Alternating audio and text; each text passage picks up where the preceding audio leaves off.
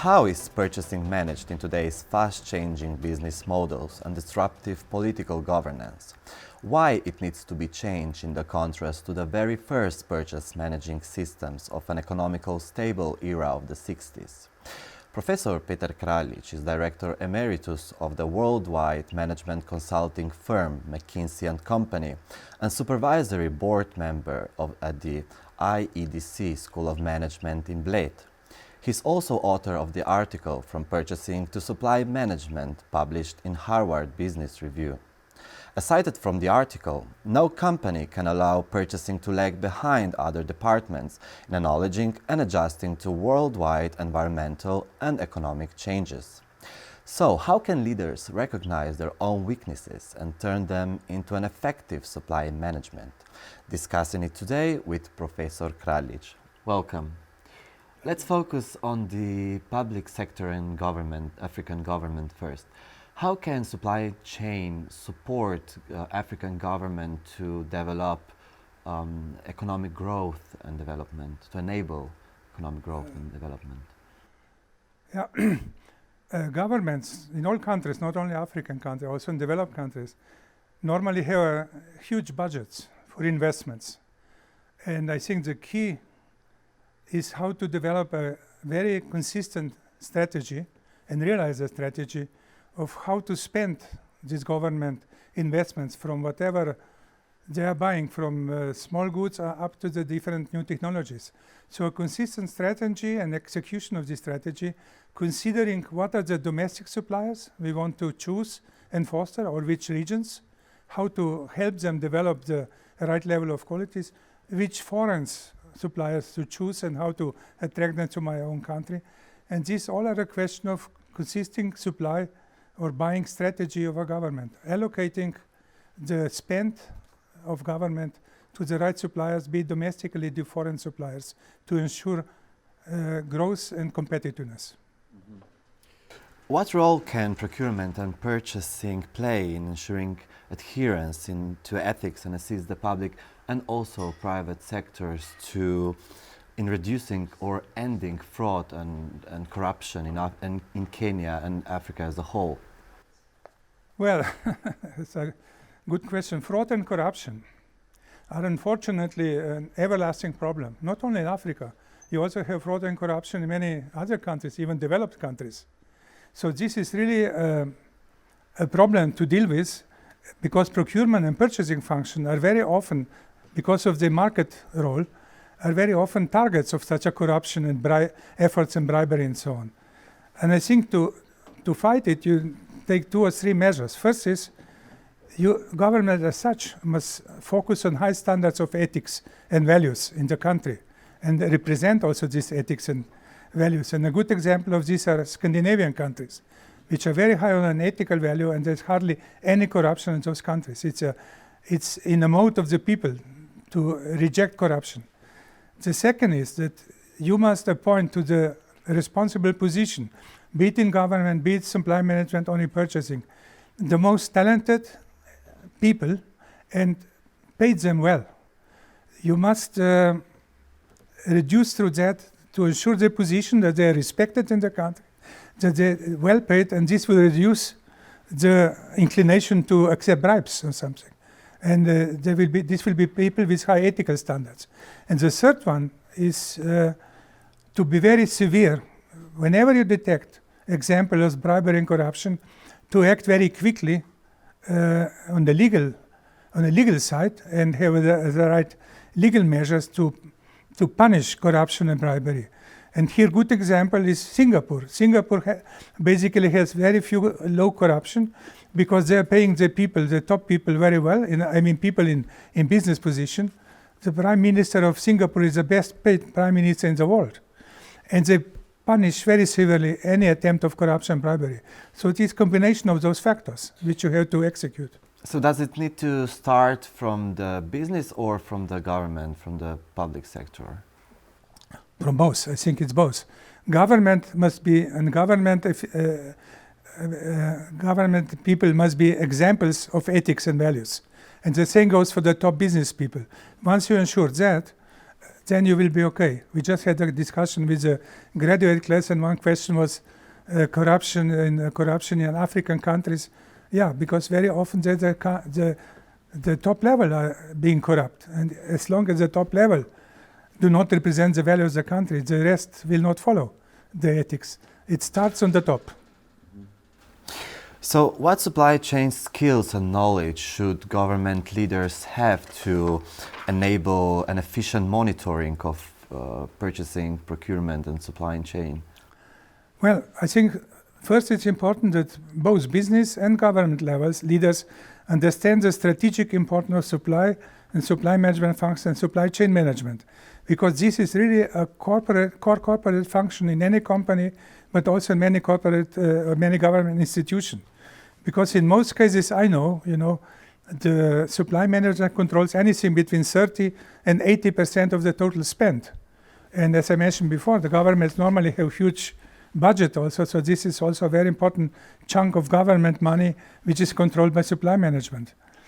Therefore, the supply management, both in the companies but also in the government, calls for adequate quality of the people there. That people must be both think analytical and strategic, and they must have good negotiating skills, because only then they will be able to execute the supply function to the satisfactory level which is needed, given the big amounts of money they're dealing with. So let's move to the private sector only. How can African businesses correctly leverage the supply chain emerging trends to push for growth and business transformation? Another very complex question. I think you should start with understanding, or we must start with understanding of a present very complex and very volatile environment in the globalized economy. Because there are a lot of things are changing, and a lot of things are changing very rapidly and unexpectedly. So you need a lot of, in the global market, so you need the skills which is required in supply chain management to deal with this volatile environment are the same skills which are demanded for CEO or any top managers dealing with the future and success and strategy of his company. That means that the top supply managers must have the quality of the CEOs and must have a good mixture of both strategic and operational qualities and skills, and understand what are the trends in the global markets, in the sectors they're dealing with, in the regions or the countries they're dealing with, because only on that base they will be able to develop a consistent and successful corporate strategy, supply strategies, which aim at both short-term impact, that means lower cost, but also the longer-term sustainability, because this is a real competitiveness, short-term performance and long-term sustainability. Which mistakes should they avoid, maybe from a case point of view? The big mistake would be to underestimate the impact of the supply management and the impact of that, and to not give it enough hierarchical position within the company or within the government, and not put really the top talent into the positions which are dealing with that. That for me is the biggest mistake. Because once you get the right corporate cloud and you have the right top talent in purchasing, then I think the function will be successful. Mm-hmm. For a supply chain manager, for a procurement manager, which skills are coming next? Which skills are required for the future, for the coming future? Yeah, I think the key is that the supply managers, but also other managers, only business managers or government, understand the trends which are happening together with the ongoing globalization of market, if you like it or not, but this is going on. To understand what's happening in the technological revolution, because we are in a phase of exponential technological revolution, more and more innovation. What is happening with the forthcoming digitalization, because this digitalization is going to happen and will influence the overall value chain and the whole supply chain, be it suppliers, be it our own companies or governments, be it our customers. So understanding of those trends, I think, is an essential condition for the top supply managers, but also for the top government officials or the top managers. And therefore, they must understand, in this context, also given these global trends, what is our overall global competitive position as a country, as a sector we are in, or as a region we are in, or as a company? And once you understand our competitive position, and when are our main advantages or also main deficiencies, then you can to start allocate the resources to those areas. And I think in most countries, and this is also basically my final in most countries, this competitive position is not so well understood or not necessarily fostered well by the governments. And if you look at the comparison globally, you see that there are some countries which are globally always in the top position among top 10, and these are not necessarily big countries. They can very often small, mid-sized countries, like Scandinavian countries, or like Singapore, or like Hong Kong, and some big countries like United States. But it's not a question of size, it's a question of concept. So when you published the article in Harvard Business Review, it was in the early 80s, it's when the globalization basically started. Then nowadays we are used to globalization, we live in an era of globalization. What's coming next? What's the next step in supply management? Which trend is coming next, affecting the supply management? Well, I think these trends which are affecting the supply management are identical with the trends influencing all businesses and all governments. I think that the globalization 30, 40 years ago, when supply management was developed, was simpler than today, because at that time it was still a kind of linear development. Today we have accelerated, so to say, exponential development, exponential evolution of technology, for example. And it is becoming much more volatile, partially due to political decision. Just think on the impact of the trade situation in the world and global markets through American decision, America first, and all the sanctions introduced there. This completely changed the picture, and the companies or the countries will have to be adapted to this. And so following these global trends, I think is one of the key skills which are needed to be successful, be in supply management, be it as a government. You mentioned digitalization before. Is this also affecting in a big way the supply chain? I think it's affecting the whole, I said not only supply chain, the fact that total value chain, because depending on sector, digitalization will happen sooner or later. And if you don't adapt in time, you will fall behind, because either your supplier or your customers will digitalize, and then you will be hung in the middle. So this is a must. And again, here is also a lot of competitive analysis has shown that some countries are already very far ahead in terms of being prepared for the next wave of digitalization, while some countries are still lagging and not taking this as a serious opportunity. And because if they don't take this opportunity, it will become a serious threat. Mm-hmm. So for the conclusion, what message of encouragement would you like to deliver to our audience at the House of Procurement in their mission and vision to help transform Africa through supply chain and procurement excellence and education? So how to start and what areas to focus on? Yeah, I thought about this question. It's a difficult question. First, for me, Africa is a continent with an enormous untapped potential in terms of talent and in terms of natural resources which they have. But unfortunately, most African countries and governments did not pay enough attention to the economic strategies and policies for individual countries which will allow them to tap this potential.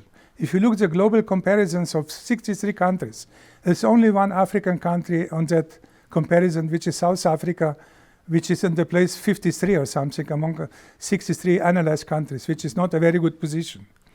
And one leading aspect must be there for all countries, starting with South Africa, but also for the other South African countries, to ensure competitiveness on country level, on the sectors, economic sectors they have, on the regions and the corporations they have, but also in the individual levels. That means on people, because people are the resource which Africa has. There are many very talented people, but unfortunately also many talented people leave Africa and go to West because they don't find adequate position in Africa itself. So I think my only recommendation would be to South Africa or other countries, the same I would give to any corporation to focus on four human resource related areas. One is education. You must invest a lot of education of young people and channel them towards the positions or jobs with the future. Second, you must invest enough into innovation, because innovation, that means investing into R&D, new products, new processes. 3% of GDP should be invested at least in innovation, and maybe 4 or 5% in education. The next element is increasing productivity and entrepreneurship of the people, that you start new companies which will create new jobs and will allow for growth. Because Africa is facing demographic explosion, and if there's not enough jobs created in time, you will have massive unemployment of unsatisfied young people. And the last one is also to invest into values of the country, avoid fraud, corruption, but put the values of cooperation and trust in front. So if you push on that four elements, of which are all people related, I think the African companies or African countries can grow and succeed and become very competitive also on the global level. Professor Kraljic, thank you for your time. You're very welcome. Thank you very much for your interest and a lot of success in the future. Thank you.